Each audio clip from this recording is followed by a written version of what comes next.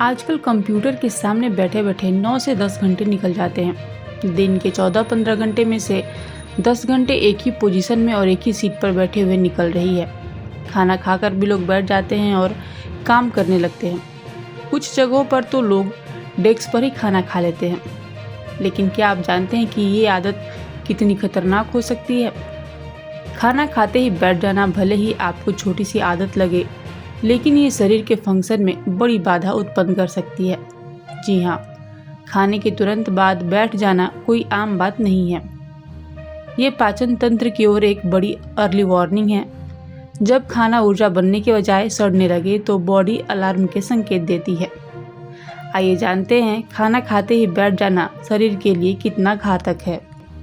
दरअसल जब हम खाना खाते हैं तो पेट और आंतों की तरफ खून का दौरा तेजी से बढ़ जाता है, जिससे पाचन प्रक्रिया अच्छी तरह से काम कर पाती है।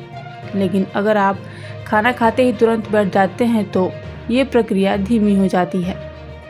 जब आप कोई एक्टिविटी नहीं करते हैं तो जठराग्नि पर काफ़ी दबाव पड़ता है और खाने के पचाने के लिए पाचन तंत्र को दोगुनी मेहनत करनी पड़ती है।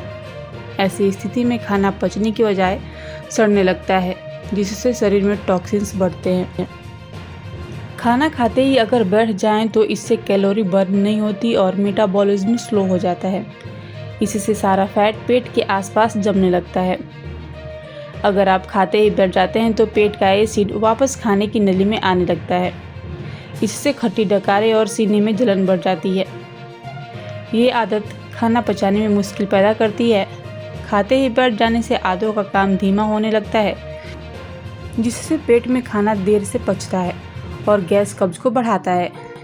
जब आप खाते ही बैठ जाते हैं तो आपका शरीर ग्लूकोज का सही इस्तेमाल नहीं कर पाता। ऐसी स्थिति में खून में शुगर की मात्रा तेजी से बढ़ने लगती है, जिससे डायबिटीज़ का खतरा रहता है।